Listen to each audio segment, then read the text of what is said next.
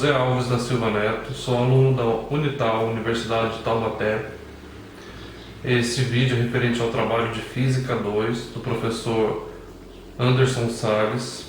O tema do trabalho é a teoria da relatividade. Este trabalho é referente ao segundo semestre de 2014. A gente enxerga o mundo como um lugar cheio de coisas: prédios, carros, ônibus e pessoas. Em nenhum lugar isso parece tão evidente como numa cidade populosa como São Paulo, por exemplo.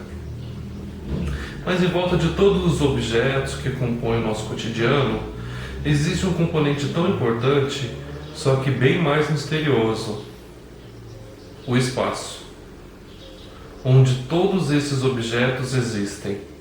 E para entender o que eu estou falando, vamos parar por um instante e imaginar. E se você tirasse todos os objetos, tudo, as pessoas, os carros, os prédios, as casas, tudo. Não só os objetos na Terra, mas a própria Terra também. Que se você tirasse todos os planetas, as estrelas, as galáxias, não só os objetos grandes, mas coisas muito pequenas, até mesmo os menores átomos de gás e poeira. E se você removesse tudo, o que sobraria? A maioria de nós diria que não sobraria nada, e isso está certo. Mas o estranho é que também está errado. O que sobra é o espaço vazio. Acontece que o espaço não é um nada, ele é alguma coisa. Uma coisa com características ocultas tão reais como as dos objetos do nosso dia a dia. Na verdade, o espaço é tão real que pode se curvar, pode se torcer e pode se ondular. É tão real que o espaço vazio em si ajuda a mudar todo o mundo à nossa volta e forma o próprio tecido do cosmos. A gente não pode entender nada sobre o mundo a menos que entenda o espaço. O espaço tem as coisas dentro deles. Assim como os peixes não têm a consciência que estão dentro da água, mas estão dentro dela o tempo todo, assim somos nós, estamos no espaço, não temos consciência, mas muita coisa está acontecendo ali. Quando a maioria de nós pensa no espaço, a gente pensa no espaço sideral, um espaço que está muito, muito longe, mas o espaço está em toda parte. Podemos dizer que o que existe de mais abundante no universo é o espaço. Mesmo os menores objetos, como os átomos, os ingredientes básicos em você e em mim, em tudo, até eles são basicamente feitos de espaço vazio. Se a gente removesse todo o espaço dentro de todos os átomos que constituem as pedras, os vidros, os aços, tudo, os prédios, sobraria apenas um pedacinho de um prédio, do tamanho de um grão de arroz, mas que pesaria centenas de milhares de quilos, o mesmo peso do prédio. Todo o resto é espaço vazio. Mas o que é o espaço exatamente? O pai da ciência moderna imaginou o espaço como um corpo vazio. Newton dizia que o espaço é o molduro para tudo o que acontece no cosmos. É a arena onde o teatro do universo acontece. O palco de Newton era pacífico, absoluto, eterno e imutável. A ação não afetava o palco, e o palco não afetava a ação. Ao representar o espaço dessa forma, Newton foi capaz de descrever o mundo como ninguém foi capaz até então. Seu palco imutável permitia que ele entendesse quase todo o movimento que temos e descrevesse leis que prevê desde a fórmula como uma maçã cai de uma árvore até a órbita da Terra em torno do Sol. Essas leis funcionam tão bem que são usadas até hoje, seja para lançar satélites ou para pousar aviões. Todas elas dependem de um conceito radical: o espaço é real. Mesmo que você não possa ver, cheirar ou tocar, o espaço é real e físico o suficiente para ser uma referência para certos tipos de movimento, como a patinadora. Newton dizia que quando ela gira, seus braços se abrem porque ela está girando em relação a alguma coisa, que é o próprio espaço. Os filósofos têm discutido a natureza do espaço há muito tempo. O que Newton fez foi mudar os termos do debate. No começo, a ciência moderna nasceu. O palco de Newton foi um sucesso e ficou sob os holofotes por mais de 200 anos. Mas nas primeiras décadas do século XX, surgiu um novo conjunto de ideias que balançou as estruturas do palco de Newton. Essas ideias foram apresentadas por um jovem funcionário de um escritório de patentes na Suíça. O nome dele era Albert Einstein. Einstein cresceu no final do século XIX, alvorada da era da eletricidade. A energia elétrica estava iluminando as cidades, dando origem a vários tipos de tecnologia que Newton nunca poderia imaginar. Todos os nossos movimentos estavam relacionados à luz, que fascinava Einstein desde criança. Não as lâmpadas ou os postes de luz, mas a própria natureza da luz. Era a fascinação por uma característica particularmente estranha da luz. Sua velocidade foi o que levou Einstein a derrubar o conceito de Newton sobre o espaço.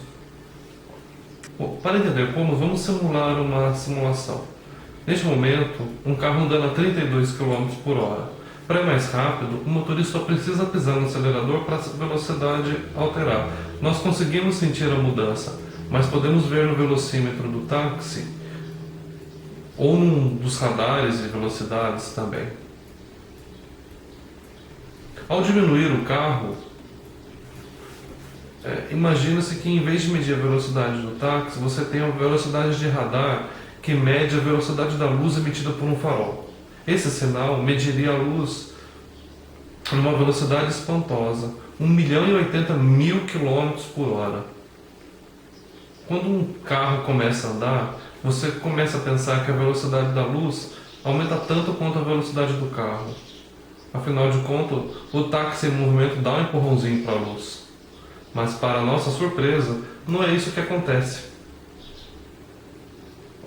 O nosso sinal de radar ou qualquer outra medição da luz sempre vai detectar a luz viajando a 1.080.000 km por hora, independente do carro estar em movimento ou não. Mas como pode ser isso? Como todas as medições da velocidade da luz podem ter sempre o mesmo resultado? É que quando você corre até uma parede, por exemplo, ela está em direção a você mais rápido do que quando você está parado em relação a ela. Mas o mesmo não acontece com a luz. A velocidade da luz é a mesma para todo mundo. Einstein resolveu esse quebra-cabeça da seguinte forma. Sabendo que a velocidade é só uma medida do espaço que o objeto corre ao longo do tempo, ele propôs uma ideia incrível. O espaço e o tempo poderiam trabalhar juntos, se ajustando constantemente na medida certa para que a velocidade da luz seja sempre 1.080.000 km por hora.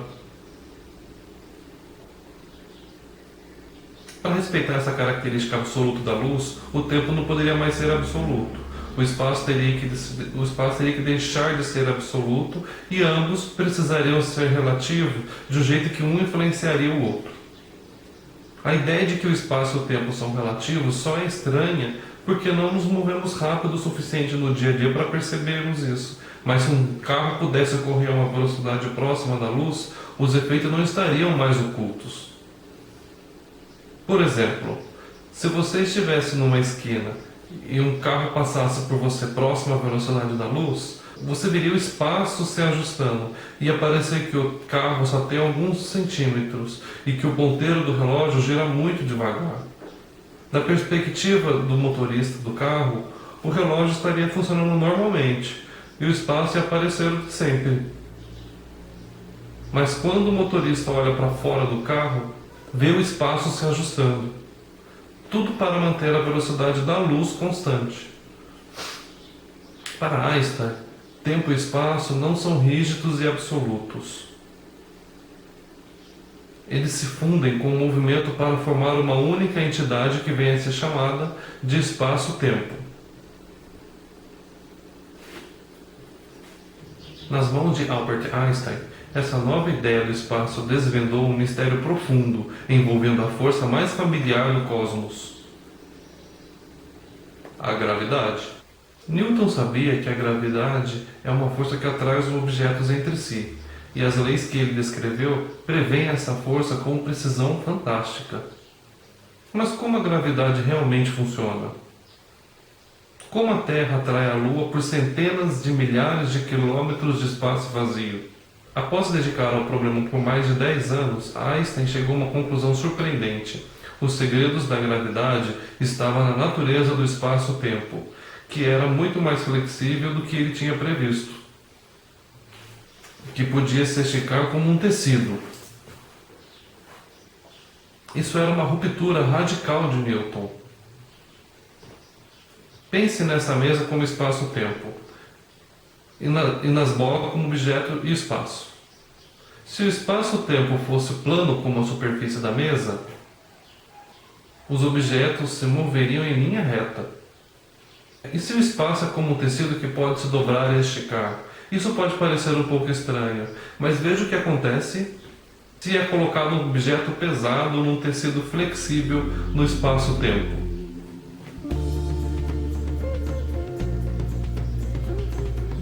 Se for dado mais uma tacada, as bolas vão se mover por uma cavidade criada no tecido por esse objeto.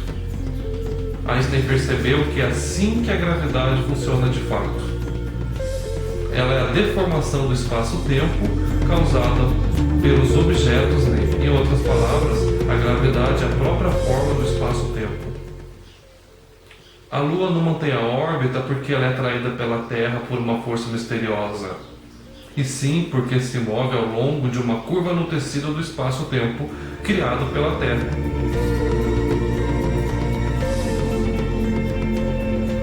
Com Einstein, o espaço se tornou não apenas real, mas também flexível. Então, de repente, o espaço tinha propriedades, tinha curvatura. De repente, o espaço tinha uma geometria flexível, quase como uma folha de borracha. Isso abre um novo caminho para pensar a realidade e descrever todo o universo. Einstein virou Einstein por causa dessa observação. Enquanto Newton considerava que o espaço era pacífico, Einstein considerava que ele era dinâmico.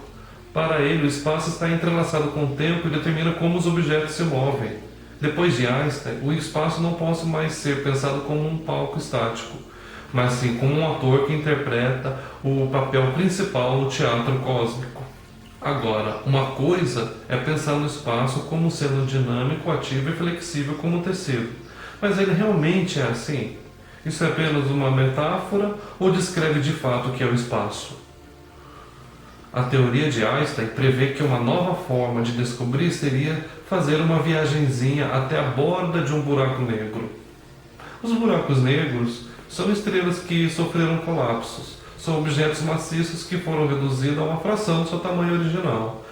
De acordo com os cálculos de Einstein, a gravidade em volta dele é tão forte que um buraco negro girando pode arrastar com ele todo o espaço.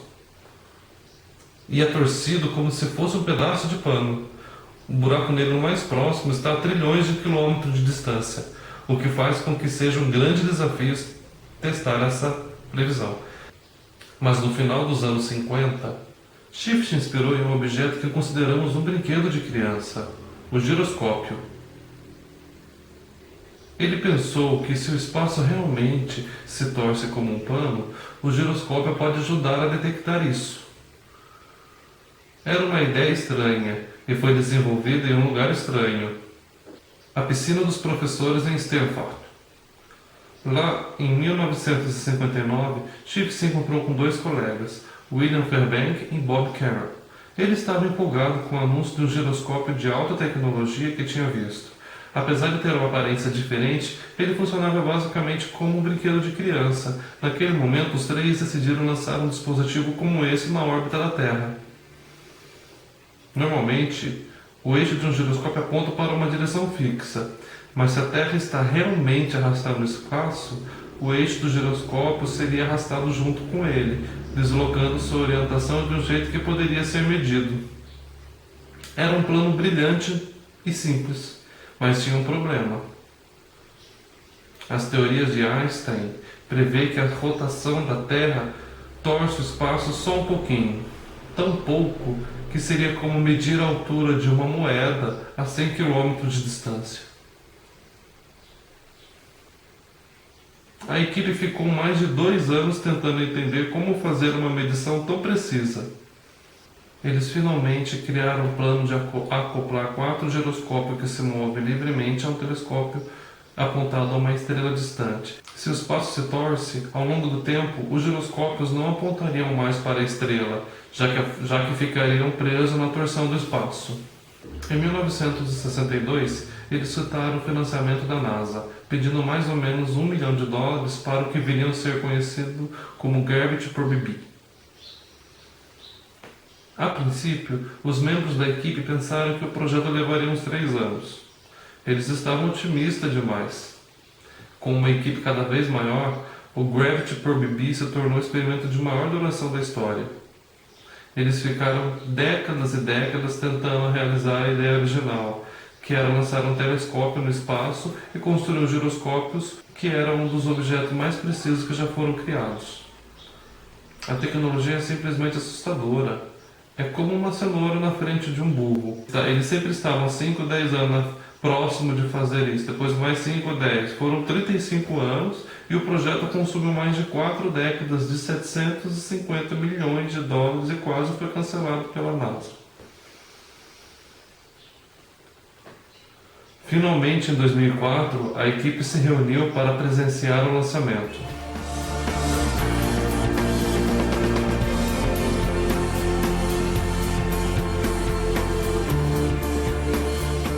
Dos 3 homens que estavam na piscina em 1959, somente um ainda está vivo para ver.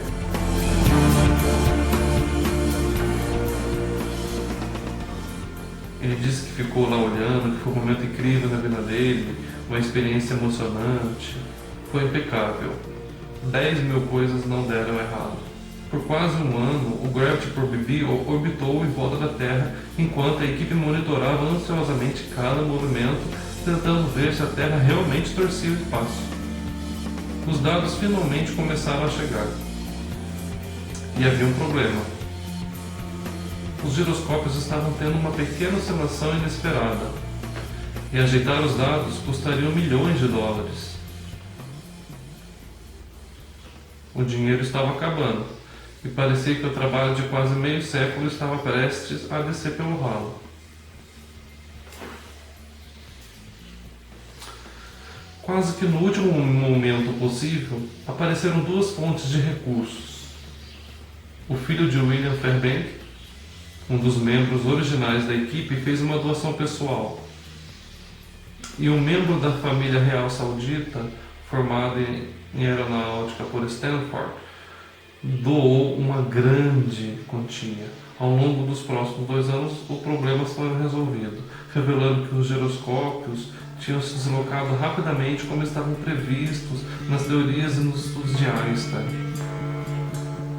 Foi a primeira vez que deu para ver o efeito de Einstein à deriva, a olho nu. Esse experimento forneceu a prova mais direta de que o espaço é uma coisa real, é uma entidade física como um tecido. Afinal de contas, se o espaço fosse nada, não haveria nada para torcer.